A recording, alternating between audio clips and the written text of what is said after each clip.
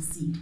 As a woman, I borrow you my womb, so that you can put your seed in it. But the offspring, in many African tribes, even religiously, in many religions, a child does not belong to a woman. The child belongs to a man or a male person.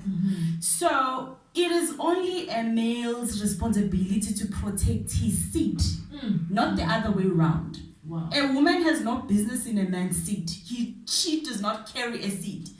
She has a womb, yes, which is waiting for a certain man, yes, so that it can actually help that man to conceive his seed.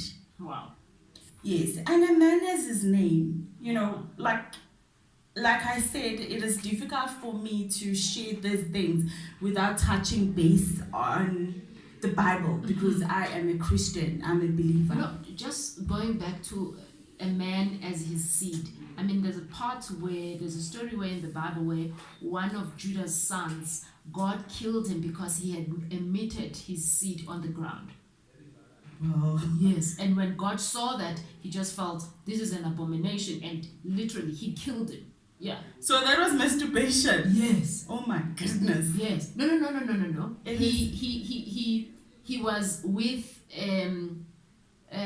his late brother's wife. Oh. Yes. And because he didn't want. So he wanted. His dad wanted him to sleep with her so that he will continue the legacy. Yes. So now slept with her, and then when he was releasing the seed, and then he emitted the seed on the ground, and God said, because you have done that, I'm going to kill you. Anyway, yes, a man has his name. Yes, a man has his name. As a woman, as a woman, when you get married, it's either you change your name into your husband's name, or you do double barrel in our days. But before there was no double barrel. There's nothing wrong with double barrel if you wish or you choose to do it. But as a woman, you change your name, or you do double barrel, you add to your name. But a man inherits a name from his father, who had inherited his name from his father. And it is always expected, for this man to actually pass down the name to his offspring. When a male child is born in an African context, and even in the Muslim religion, even like Judaism, it is celebrated. But this is a small baby who can't. He's not brave, actually. He's still fragile and weak, but he's celebrated because of, his seed. There is a hope that one day this male child will reproduce, will be fruitful and multiply. Exactly.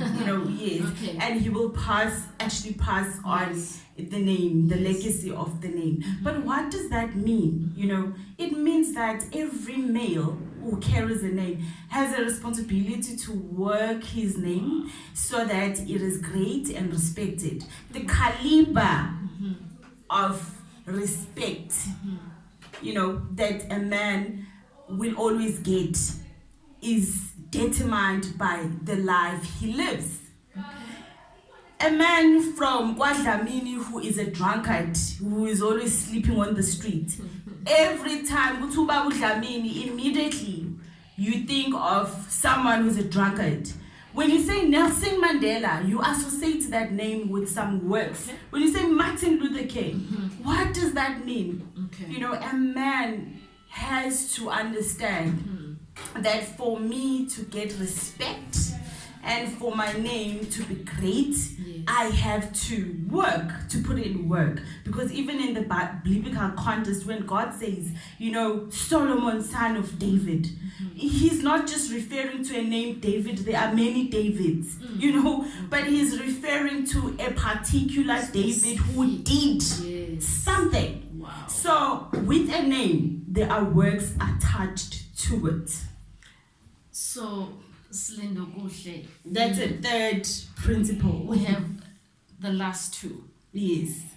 And so we need to wrap them up in 4 quickly. minutes. Okay. Yes, in 4 minutes we need to wrap them up.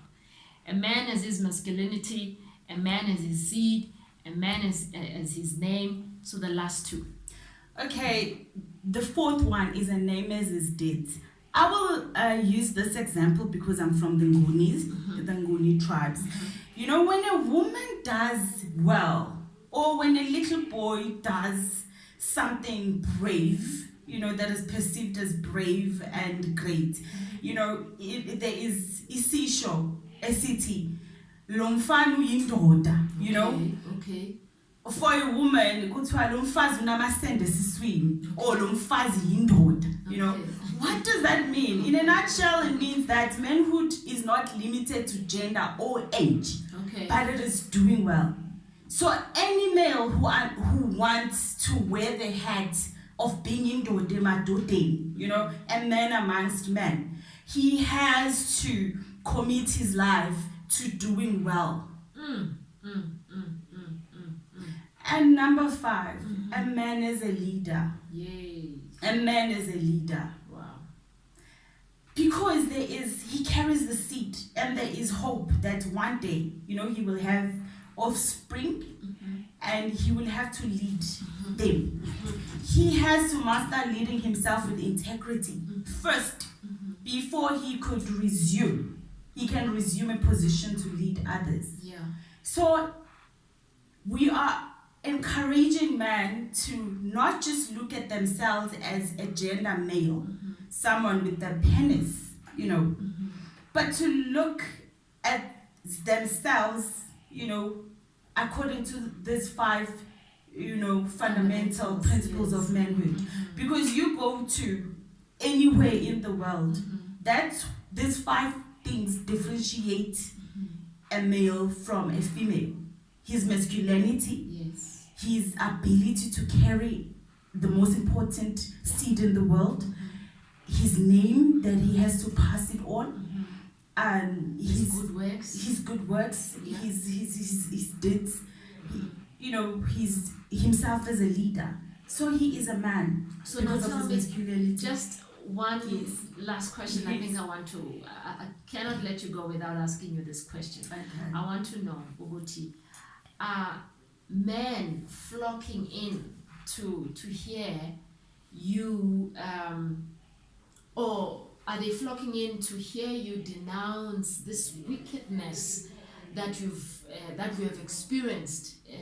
Are you finding men are opposing you? Are they welcoming these 5 fundamental principles of manhood? Especially because it's coming from a woman. If I had more time, I would share this one particular experience where I had to take a podium, and there were this educated men, you know, men who hold doctorates and who are professors, and I had to address them. Well, I come from a village where I was taught that you have to respect men. You know, then you know, even before I could speak, you know, one particular one was looking at me, and I was intimidated, was looking at me in like this, and I was intimidated, you know, by the way. But when I shared, you know, with so much humility, because my message is that we need men, but we need them whole. You know, we were not meant to do this life alone as women. You know, that's a lie from the pit of hell to say that we don't need men. You know, actually, all the nations in the world, they need their man. It's only an African woman who declares that I don't need a man. That's a lie. You need a man. He carries the most valuable seed. If a man perishes, a woman perishes. You know, we need each other. So my message is that we need each other. So after my, you know, address, you know, this particular man said, you know, my child, I must admit I was annoyed because it was a men's conference. I was annoyed. I was like, another one, you know. But you have shed such wisdom. I mean, I travel. And it was not about shaming them, naming them. It was it was a plea to say we need you, but we need you whole. And we need you understanding yourselves. Who, you know, I always say that our responsibility is to raise males who know themselves as men. Silindokuhle, wow, the passion, like I can see how passionate you are about this. So where to from here? Where are we taking this message? Is it just a continental conversation that you want to start having? Or is it a message that is just going to go blow up and go globally? Because, yeah. Yes, GBVF is a global thing. It's definitely a global message. Yes. It's a global message, and we are using visual arts to spread the message from your fashion to I am a content creator, I'm a producer. So you will be seeing a lot of stories. Yes. Yes, a lot of stories. Yes, about manhood. From Isihlangu, the story of manhood. Yes, the concept Isihlangu, the story of manhood, and its practices. Through visual arts. In general. So thank you so much for coming. We are truly honored to have had you here in studio talking about Isihlangu, the story of manhood concept. So you know what? Since you came on the slot to say healing the nation, I think we should do something together. And maybe just go and have AMA workshops, training, young boys, teenagers, and even adults. Elderly men, you need this message. So yeah, I think you need to think about it and let's work together. Maybe let's think of a collaborative partnership that we can have as we tonight here as Sounds of Azania, we have embarked on this journey of healing the nation of Africa, healing the nations, So we really do see ourselves as the ones that are going to rebuild our cities and our nations. So thank you so much for this powerful message, And big up to you, man. Big up to you. Thank you so much, guys. Thank you so much. Yes, that was Silindokuhle. Here she came to visit us at Soul of Africa, the Healing the Nation show. So, mina ngumntana wakwa Sekhu, uGovernor Faithy wakwa Sekhu. I am going to love you and leave you, and please do have a blessed week ahead. And up next is my colleague who's coming on. He's going to be sharing and hosting this show in the platform. So the next voice you will hear will be a voice Yakapitso Mabita. As I sign out, please do remember you are precious to God.